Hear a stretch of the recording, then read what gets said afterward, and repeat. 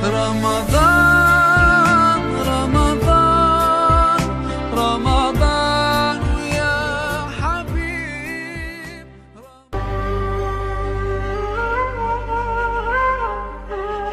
Assalamualaikum warahmatullahi wabarakatuh. Alhamdulillah. Wassalatu wassalamu ala rasulillah sayyidina wa habibina wa syafi'ina wa qudwatina maulana Muhammadin ibni Abdillah wa ala alihi wa sahbihi wa man walah. La hawla wa la quwata illa billahil aliyil azim. Subhanaka la ilma lana illa ma 'allamtana innaka antal alimul hakim. Wa tub alaina innaka antat tawwabur rahim. Allahumma ya fattah ya alim, ya fattah ya alim, ya fattah ya alim, iftah alaina fathan gariba.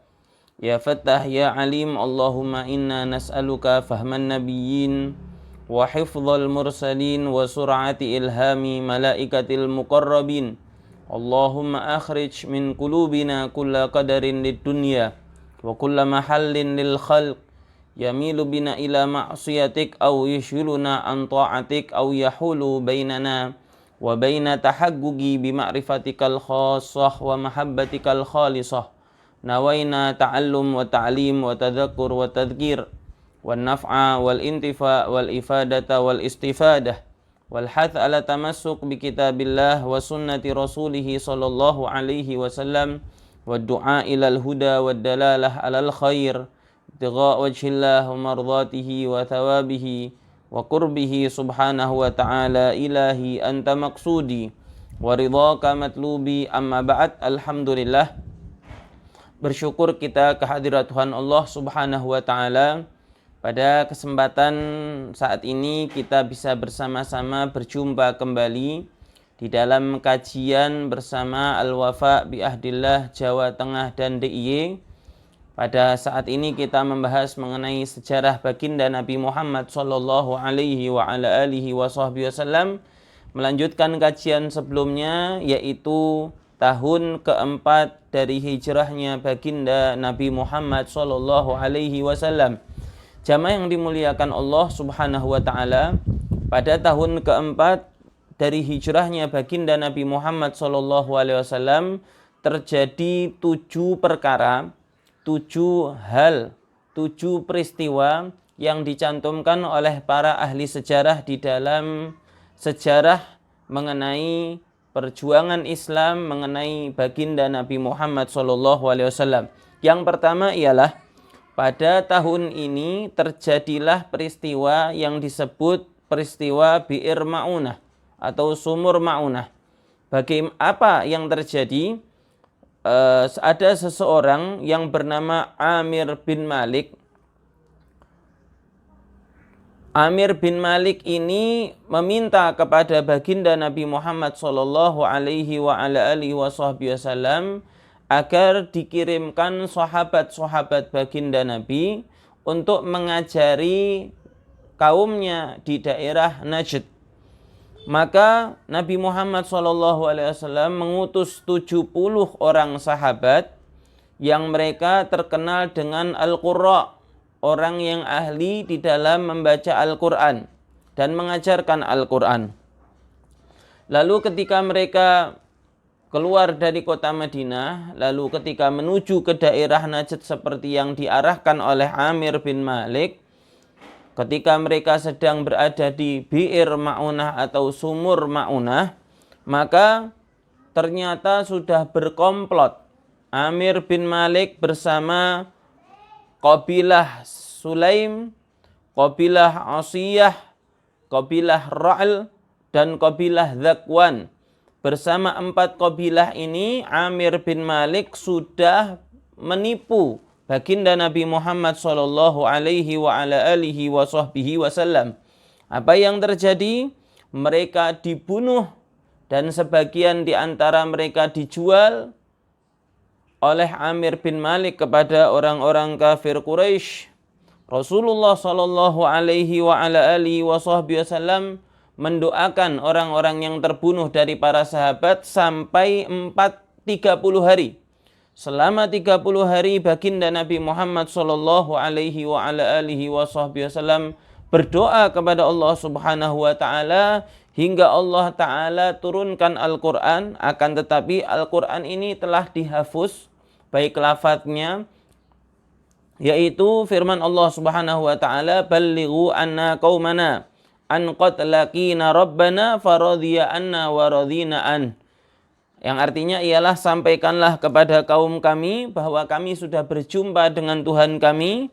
Tuhan kami ridha kepada kami dan kami ridha kepadanya. Termasuk salah satu di antara sahabat yang terbunuh ialah sahabat Amir bin Fuhairah radhiyallahu taala anhu. Ada seorang sahabat pula yang bernama Amir bin Tufail. Ketika meninggalnya Amir bin Fuhairah, maka Amir bin Tufail mengatakan, aku telah melihat Amir bin Fuhairah diangkat ke langit. Aku melihatnya di antara langit dan bumi. Radhiyallahu ta'ala anhum wa ardhahum. Jamaah yang dimuliakan Allah Subhanahu wa ta'ala, termasuk yang terjadi di tahun keempat daripada hijrahnya baginda Nabi Muhammad SAW, ada peperangan yang tidak diikuti oleh baginda Nabi yang dipimpin oleh Asim bin Thabit bersama 10 orang sahabat baginda Nabi. Mereka keluar sampai ke daerah bernama Roji. Roji ialah satu tempat di antara Asfan wa Marrid Dhahran yang kurang lebihnya 2 marhalah dari kota Mekah. Sampai mereka dikelabui oleh Banu Lahyan, terbunuh Asim dan 7 orang sahabat. Di antara mereka ialah Khubayb bin Adi, yang dia berkata ketika terbunuh, aku tidak peduli, yang penting aku terbunuh dalam keadaan muslim. Aku tidak peduli bagian mana tubuhku yang menjadi penyebab matiku ini. Jamaah yang dimuliakan Allah Subhanahu wa taala, syariah atau perang yang tidak diikuti oleh baginda Nabi Muhammad SAW ini ialah yang nomor 2. Sedangkan yang nomor 3 ialah terjadinya peristiwa peperangan Banu Nadir. Apakah perang Banu Nadir itu? Perang Banu Nadir ialah peperangan antara baginda Nabi dengan satu di antara kelompok orang-orang Yahudi yang tinggal di kota Madinah. Satu di antara kelompok orang Yahudi atau suku dari Yahudi yang tinggal di kota Madinah. Sebelum terjadi peperangan dengan Bani Nadir ini, maka mereka sudah melaksanakan suatu perjanjian dengan baginda Nabi. Apa perjanjian tersebut? Perjanjiannya ialah mereka akan saling tolong menjadi sekutu. Kalau memang terjadi perang, maka mereka akan berperang bersama Nabi. Dan Nabi pun tidak akan memerangi mereka. Mereka di dalam perlindungan baginda Nabi dan para sahabat. Akan tetapi mereka mengkhianati perjanjian ini. Dan mereka berencana untuk membunuh Nabi. Lalu Nabi Muhammad SAW mengepung mereka. Sampai akhirnya mereka meminta perdamaian. Dan Rasulullah SAW memutuskan terjadinya perdamaian, cuman mereka harus keluar dari tempat mereka tinggal. Maka mereka keluar dari kota Madinah. Sebagian mereka menuju ke daerah Khaybar. Sebagian di antara mereka menuju ke daerah Syam. Begitu pula peristiwa yang keempat yang terjadi ialah wafatnya istri baginda Nabi Muhammad SAW yang terkenal dengan Ummul Masakin karena kepeduliannya terhadap orang-orang yang fakir, orang-orang yang miskin. Beliau ialah Sayyidatuna Zainab binti Khuzaimah al-Amiriyah radhiyallahu ta'ala anha. Ummu Zainab, Ummul Masakin, Zainab binti Khuzaimah al-Amiriyah. yang terkenal dengan Ummul Masakin karena kepeduliannya kepada orang-orang yang fakir, orang-orang yang miskin, radhiyallahu taala anha. Yang kelima ialah pada tahun ini, tahun keempat dari hijrahnya baginda Nabi Muhammad SAW, Rasulullah SAW menikah dengan seorang wanita yang solehah yang bernama Hindun binti Abi Umayyah atau yang terkenal dengan nama Ummu Salamah. Suatu saat terbunuh suami daripada Hindun ini yang namanya Abu Salamah. Lalu Rasulullah SAW menyabarkan atau menenangkan Ummu Salamah dan berkata, maukah engkau aku ajarkan suatu doa yang apabila engkau mengamalkannya maka Allah akan menggantikanmu dengan yang lebih baik daripada apa yang hilang darimu. Maka Ummu Salamah mengiyakan doa tersebut dan Rasulullah mengatakan, bacalah doa Allahumma ajirni fi musibati wa akhlifni khairan minha. Ya Allah, berikanlah aku pahala di dalam menerima musibahku ini dan gantikan aku dengan yang lebih baik darinya. Akan tetapi Hindun atau Ummu Salamah berpikir, siapa yang lebih baik daripada Abu Salamah? Seorang suami yang pengertian, suami yang perhatian kepada istrinya. Maka setelah selesai iddah daripada Ummu Salamah, Hindun binti Abi Umayyah, datanglah lamaran daripada baginda Nabi Muhammad SAW dan terjawab sudah. Yang lebih baik daripada Abu Salamah tentunya ialah baginda Nabi Muhammad SAW. Jamaah yang dimuliakan Allah Subhanahu wa taala, yang nomor 6, ini tak ada tambahan berarti yang nomor 6, di tahun ini terjadinya syariat di qasrus shalah atau sholat yang harusnya 4 rakaat karena adanya udzur seperti perjalanan jauh, maka sholat boleh diqasar menjadi 2 rakaat. Sholat yang berjumlah 4 rakaat pada tahun ini, tahun keempat dari hijrahnya baginda Nabi, diperbolehkan untuk diqasar. Jamaah yang dimuliakan Allah Subhanahu wa taala, yang nomor 7, pada tahun keempat dari hijrahnya baginda Nabi Muhammad SAW, Rasulullah SAW memerintahkan satu di antara asisten beliau yang terkenal dengan pandainya di dalam ilmu tulis menulis dan ilmu bahasa yang bernama Zaid bin Thabit untuk belajar kitabnya orang-orang Yahudi.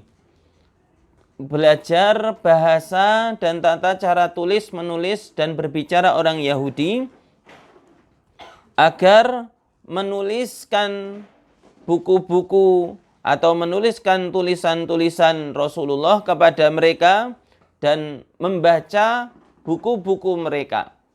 Zaid bin Thabit radhiyallahu ta'ala anhu ialah sahabat yang ditugaskan oleh Sayyidina Abu Bakar As-Siddiq dan ditugaskan oleh Sayyidina Umar ibn al-Khattab untuk menyatukan Al-Quran, juga pada suatu saat oleh Sayyidina Utsman untuk menuliskan Al-Quran radhiyallahu ta'ala anhu wa ardhah.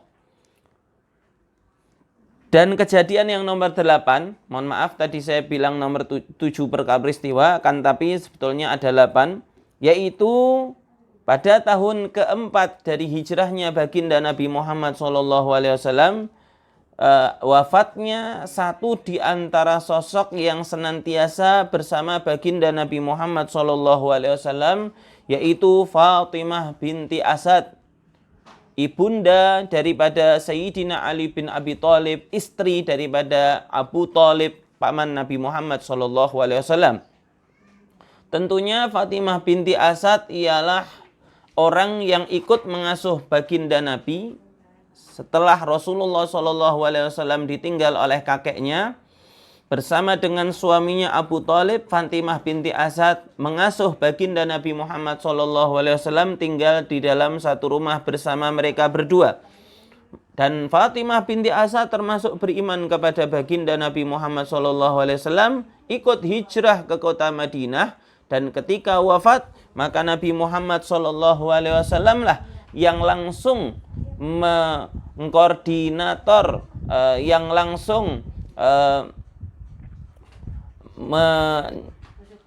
melakukan, yang langsung mengurus daripada pemakaman Fatimah binti Asad. Bahkan Nabi Muhammad SAW sebelum Fatimah binti Asad dikebumikan, Rasulullah terlebih dahulu tidur di liang lahat daripada Fatimah binti Asad radhiyallahu taala anhu wa ardahu.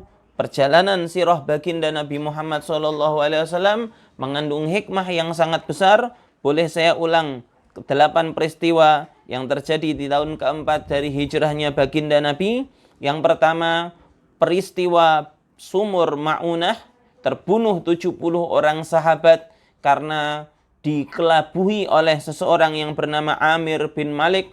Rasulullah SAW mendoakan mereka selama 30 hari dan diturunkan ayat suci Al-Quran yang walaupun sudah dihapus, yang menandakan bahwa sungguhnya mereka sudah ridha kepada Allah dan Allah Ta'ala ridha kepada mereka. Yang nomor 2, peperangan yang tidak diikuti oleh baginda Nabi yang dipimpin oleh Asim bin Thabit. Terbunuh di antara mereka 7 orang sahabat. Dan Asim berarti 8, di antara mereka Khubayb bin Adi. Lalu yang ketiga terjadi peristiwanya peperangan Bani Nadir, kabilah Yahudi yang berkhianat kepada baginda Nabi, mau membunuh baginda Nabi, lalu mereka meminta damai, diusir oleh Rasulullah SAW dari kota Madinah. Yang nomor 4, wafatnya istri baginda Nabi yang bernama Zainab binti Khuzaimah, yang memiliki gelar ibunda daripada orang-orang yang fakir miskin. Yang nomor 5 ialah menikahnya baginda Nabi Muhammad SAW dengan Sayyidatuna Ummu Salamah binti Abi Umayyah. Yang nomor 6, Rasulullah SAW mendapatkan syariat untuk dikosornya sholat yang berjumlah 4 rakaat menjadi 2 rakaat karena perjalanan jauh. Yang nomor 7, Rasulullah SAW memerintahkan sahabat Zaid bin Thabit untuk mempelajari bahasa Yahudi, tulisan Yahudi, sehingga bisa membaca buku-buku mereka dan bisa mengirimkan surat kepada mereka. Yang nomor 8 dan terakhir, wafatnya bibi baginda Nabi Muhammad SAW yang bernama Fatimah binti Asad, yang merupakan istri daripada Abu Thalib, ibu daripada Ali bin Abi Thalib, Ja'far bin Abi Thalib, Aqil bin Abi Thalib, Thalib bin Abi Thalib radhiyallahu taala anhum wa ardhahum. Semoga kajian ini bermanfaat. Amin amin ya rabbal alamin. Kita berjumpa kembali di dalam kajian sejarah Nabi Muhammad SAW yang akan datang. Amin amin ya rabbal alamin. Mudah-mudahan di 10 malam terakhir di bulan Ramadan ini Allah Ta'ala berjumpakan kita dengan malam Lailatul Qadar, malam yang lebih baik daripada, lebih utama daripada 1000 bulan. Amin amin ya rabbal alamin. Kurang lebihnya mohon maaf. Akhirul kalam, hadanallah wa iyyakum ajma'in. Assalamualaikum warahmatullahi wabarakatuh.